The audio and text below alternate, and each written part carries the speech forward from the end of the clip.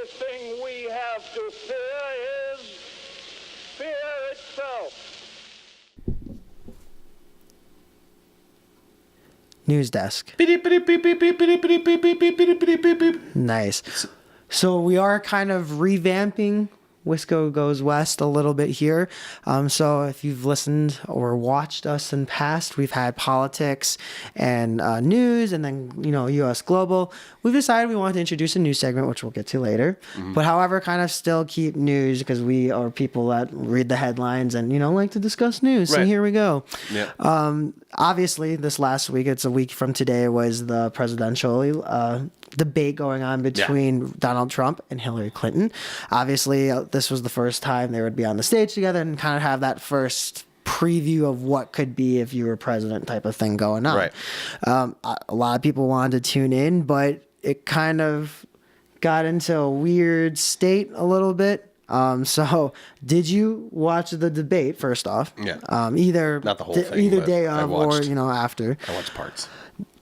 Enough to probably get a grasp of what the rest of what it would be. But how do you think, either candidate did, or what do you think missed, or your just reaction? And a lot of people have been obviously arguing who won the debate. Right. I want to get your side first and then my rebuttal. Well, I think I didn't watch the whole debate, so I can't really weigh on this fully, I feel. However, I did watch enough to get the grasp of it was semi-child's play, I feel, and not based on political views and what should be taken care of in this country. It was more based on who is at less fault for, or who is more poised to be in the position to be president, not what will they do when they are president for us, right? Well, you have an email scandal going on Hillary. Well, you have other scandals going on Trump, So, and your tax returns. Where are your tax returns? All that kind of stuff. And right. So, who won the debate? I think just purely, again, from my view, this is me as a perception, or my perception. You have your own opinions. Take them and please express them to us.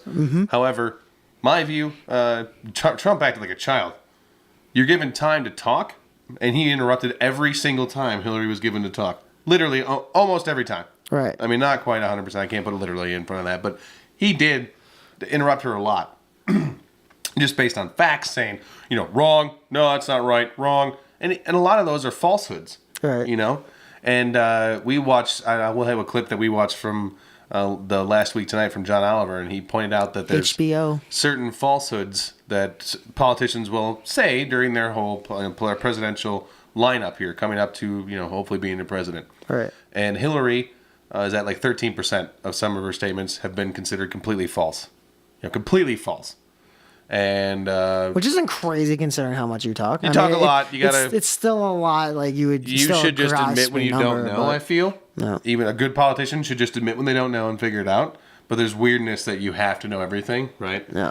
So I get that point. However, Trump's was then polled in on this certain poll at 53%. See, that's shocking. More than half. More than half. Of what you're saying at all points of time. And we're gonna believe these people. It's like, not even these people. Again, I will take Hillary's foes over Donald's complete, arrogant, yet in-your-face, taking away from people to gain for himself. I'm not about that. And you can, again, Hillary has obviously as well. We all will at some point in our lives. If you don't, you're not watching out for numero uno, and right. That's unfortunate for you. However, there's also the point of Donald's done it to the detriment of a lot more people, I feel, than Hillary has. Right. And to get himself to the top. Yeah.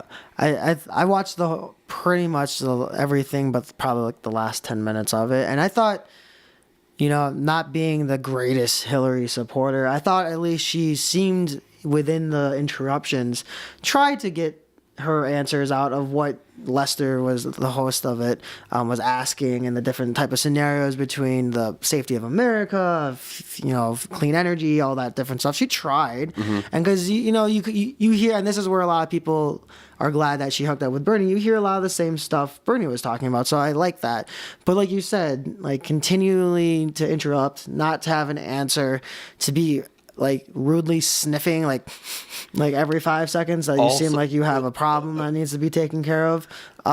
It's just like there's a lot to me like that's the reason why you should vote for Hillary. It's not like, again, like scandals are scandals. Those are always going to be out. Lies are lies. Those are always going to be out. But when you take the human face of it, that this guy's just an asshole that has pissed on people and to stepped on people to get to where he's at. And that's fine if you think business is done that way. But to me, being a good businessman is not that. Google has proved that you don't have to do that type of business to be a top business in this country. An obvious, blatant lie of his was about the tax returns in themselves.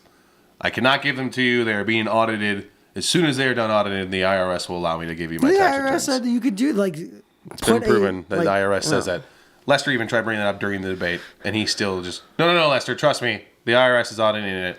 And the big scary moment, just to wrap this up, is the fact that you want to bring in stop and frisk back, like nationwide. Like that's your goal.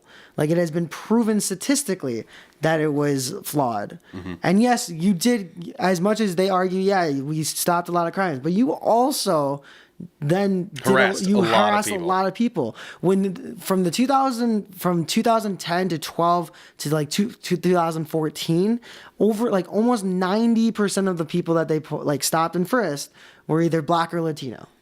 No kidding. Would have never guessed that. But that's crazy. That's the crazy. number one thing that did come out as far as when we talk about agendas is that's what you want to do. Yeah.